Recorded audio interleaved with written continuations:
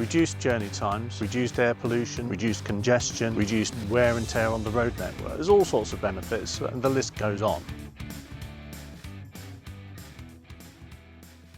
Ask any motorcyclist and they will be able to list for you a large number of reasons why motorcycling brings benefits to the transport system in this country. Reduced journey times, reduced air pollution, reduced congestion, reduced wear and tear on the road network. There's all sorts of benefits and the list goes on. A key study showed that modal shift from single occupancy cars to motorcycles would help reduce congestion in our busy urban environments. The impact of this can be quite significant. What the report showed that a 10% modal shift from cars to motorcycles would reduce congestion by 40%.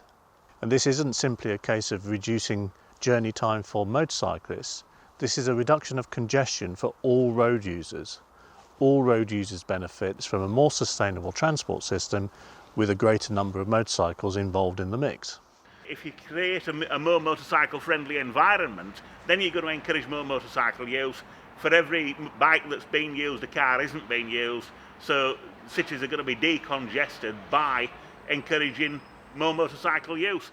For the motorcyclist, as well as reducing journey time, the act of riding a motorcycle can bring an awful lot of benefits in terms of mental health.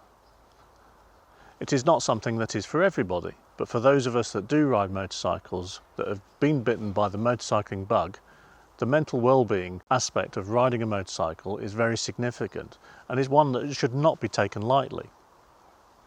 So for this general election campaign, we're asking for a new government to put in place policies that will help to actually increase and make motorcycling better, not just for motorcyclists, but for the whole of society.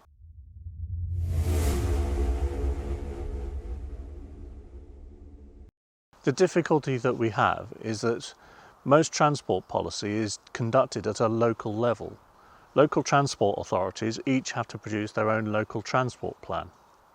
Now, the government guidance, which was last updated in 2009, says that those local transport policies should cover all modes of transport. So why is it that we find that 1 in 4 local transport plans make no mention whatsoever of motorcycling? They are failing in their duty to actually come up with a local transport plan that applies to motorcyclists. The main problem is with local authorities, most people who run local authorities, they've never ridden motorcycles, they don't understand the issues that motorcyclists face. What we most commonly find is that a motorcycle is considered and treated exactly the same as a car. All motorised transport is lumped into one unit and everything gets the same policy applied to it. Now, it's no secret that most local transport authorities actually want to, as they describe it, reduce the reliance on the motor car. This often translates into managing the use of cars. And when I say managing, I mean reducing. So these policies aimed at reducing car use then get applied to motorcycles too, without justification. Well, one of the things about motorcycling is that we're very agile on the road and we can filter through traffic, which is great. But at the moment, the council are making it more and more difficult by demanding more road space for things like bus lanes, for cycle lanes, dedicated cycle infrastructure. You know, in places where we previously could have been filtering to the front of the queue, we can't do that anymore now because the width of the lane isn't wide enough to allow us access to get past a car in front that's stationary. So this is a big problem. But of course, it's quite deliberate on the part of councils and the government, in my view, simply because they're trying to wean people away from their motor car. They're trying to make it as difficult as possible, and it's what's commonly been called the war on the motorist, but it also affects the motorcyclists. And quite frankly, I'm fed up with being restricted more and more as I ride my motorcycle. So what we see in local transport plans is policy that actually aims to reduce and restrict motorcycling, when those local transport plans should be looking to support and develop motorcycle use. So we are asking for a new government to put in place better guidance for local transport authorities to explain to them that they need to put in specific motorcycling policy. And that policy should be aimed at improving and releasing the benefits that can be gained by a greater number of people using the transport mode.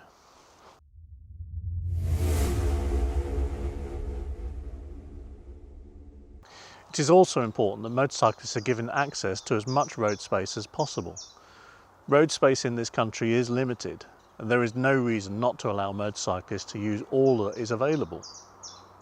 We've been fighting for many decades to get motorcycle access in bus lanes. It's key to us that we get bikes into bus lanes by default, and policymakers can save themselves a lot of trouble if this was just put into legislation, so that wherever a bus lane is established, bikes automatically have access, and we're not having to fight for these on a case-by-case basis. It's been proven over and over again that motorcycles just do not cause problems when they are given access to bus lanes, and it really does improve traffic flow. The principle of allowing a motorcycle to use a bus lane is clear. It is accepted by any local authority where a trial has taken place, and yet still it is not being put in place as a blanket policy across the country. But a consistent approach is essential, because of course motorcyclists don't just ride around one town and one city, and they need to know that wherever they go in the country the rules are the same, and that they're not going to be falling foul of some local variation in the law which results in them getting an expensive traffic ticket through the door that they genuinely weren't expecting. This is part of the problem with local transport authorities, where every single authority has to make their own decision as to whether or not to allow motorcycles into their own bus lanes. Every local authority feels the need to do its own trial to establish the fact that has already been established in 48% of the bus lanes in the country. We just need a blanket policy that is applied across the country for all bus lanes. But it goes further than bus lanes. There are also bus gates, traffic filters for low traffic neighbourhoods, advanced stop lines that cyclists get to use. All these should be made available to motorcyclists. There is no justification for excluding motorcyclists from those areas. We want to see that put in place as a blanket policy across the country. And we want to see central government putting in clear guidance to local authorities that this is what they should be delivering.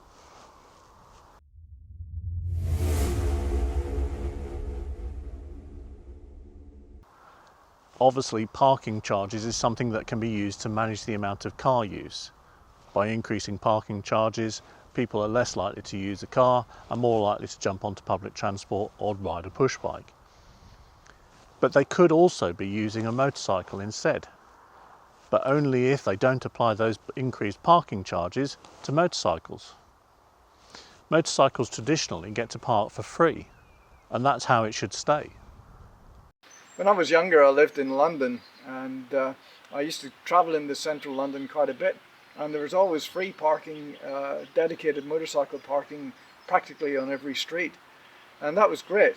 But what's happening today is the councils are getting very money hungry, and what they're doing is they're now trying to charge motorcyclists who are taking up less space than car drivers and who pollute less and reduce congestion when they're traveling into city centre locations. So the idea of charging for motorcyclists who are partially solving the problem of congestion in city areas, it's just again another one of these unfair things that's developed over time. I absolutely think that motorcycle parking should be free where possible, especially when we're not getting any particularly good facilities. Local authorities need to be mandated to provide secure motorcycle parking. If this was embedded in every local transport plan, then the whole thing would be ratcheted up and we'd get the whole job done a lot faster. I can understand, where there are special facilities being provided that have a cost, then there might be some charge for motorcycles, but certainly not at the level that cars are being charged at. And I think it's the real agenda here for a lot of politicians, local authority politicians, is just trying to squeeze as much money out of everybody as they possibly can, and bikers have been a victim of this. We want to see a government put in place guidelines that clearly explain to local authorities that they should be encouraging the use of motorcycles by keeping motorcycle parking free, or at least proportionate in terms of the amount of space that motorcycles take up when parked compared to a car. We can park 4, 5, 6 motorcycles in the space of one car. So how can you justify charging a motorcycle anything like the same price as you charge a car driver?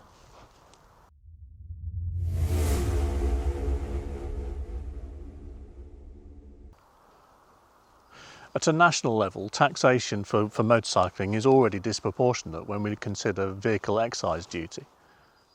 If you look at what bikes pay in road tax, I think it's fair to say that it's disproportionate to what cars pay. And again, it's another disincentive.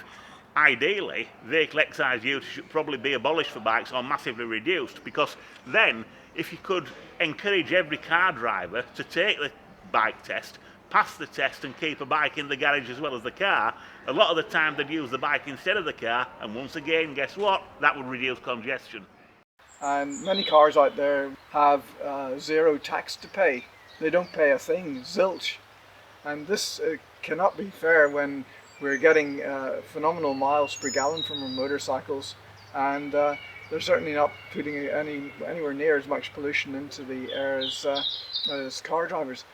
But it's got to be some sort of balance there when certain car drivers have no tax to pay. That's grossly unfair. Vehicle excise duty is one of those things that has been annoying motorcyclists for very many years. It is disproportionately applied to motorcycles, and many cars with larger engines, more congesting, more polluting, are paying less in vehicle excise duty than motorcyclists, despite the fact that the motorcycle helps to reduce the congestion, reduce the emissions, reduces the wear and tear on the roads too. So we're looking for reform of the vehicle excise duty system to be purely weight-based for all vehicles. A small lightweight motorcycle should not be paying the same or more vehicle excise duty than an SUV. Taxation, of course, is used as a lever to change people's behaviour, and in an attempt to reduce the amount of car use, local authorities will often turn to things like congestion charging zones, clean air zones as a form of taxation on car drivers to reduce the amount of car use.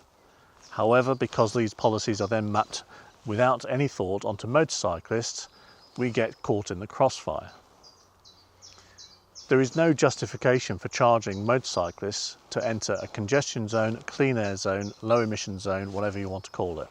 By making the shift from a car to a motorcycle, you are reducing congestion and pollution, and therefore there is no justification for charging motorcycles to enter those areas.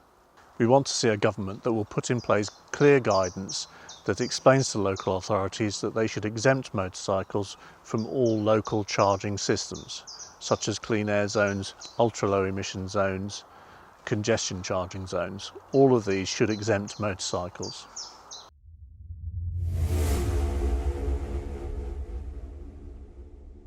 And of course, road surfaces are a major issue for motorcycling. I'm a civil engineer. I've worked on highways for many years. The roads are just getting worse and worse and worse. They are at the point of no return. We often hear people talk about the inconvenience of hitting a pothole in a car. It can cause damage to tyres and wheels and suspension. Well, anybody who's ever ridden a motorcycle knows how key to their safety the state of the road surface is. It's not that we don't pay enough tax. We certainly pay multiple times more tax than the amount that's actually spent on the roads. Motorcycles only have two wheels on the road, and the contact patch of each tyre is much smaller than the contact patch of a car tyre on the road, which has 4 tyres in any case. Pothole has a major impact on the line of a motorcycle takes on the road if it hits it, and the result can be damage to the bike and injury to the rider when he or she is knocked off the motorcycle. We often hear people talk about the fact that potholes can be a life or death issue for cyclists, but very rarely is it mentioned that motorcyclists also suffer from this same issue. A research carried out by MAG shows that motorcyclists are actually more vulnerable to this issue than cyclists. We need to see the government put in place the investment that is required to deliver a road network that is fit for purpose for motorcyclists. And we seem to have road humps everywhere and potholes everywhere. So I've got a brilliant solution. I think what we need to do is shave off all the road humps, use that aggregate to fill in the potholes, and then everybody's going to be happy.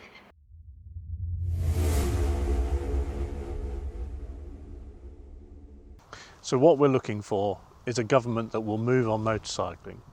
We need a government that will step away from plans to interfere with the natural progression of technology when it comes to motorcycling, allow motorcycles to be developed in a way that is environmentally friendly but isn't being handicapped by being forced down one technology route that isn't suitable. We need to see the government actually help and support the motorcycling community by making access into motorcycling easier with a reformed licensing system, by reducing the amount of theft that takes place that often discourages people, and by taking a more progressive approach to road safety that actually places the safety of motorcyclists on a par with the safety of other road users such as cyclists. Once we've overcome those hurdles, we need to get the government to actually put in place policies that improve the benefits that are delivered by motorcycling in the transport system. To increase the uptake of motorcycling, we need access to bus lanes, we need a fair taxation system, we need to be exempt from the charging systems that are being used to discourage car use. We need a road network that is fit for purpose for motorcyclists. Whichever party is elected to power in this forthcoming election, we will continue to campaign for all of these things. Whichever government is in place, it needs to move on motorcycling.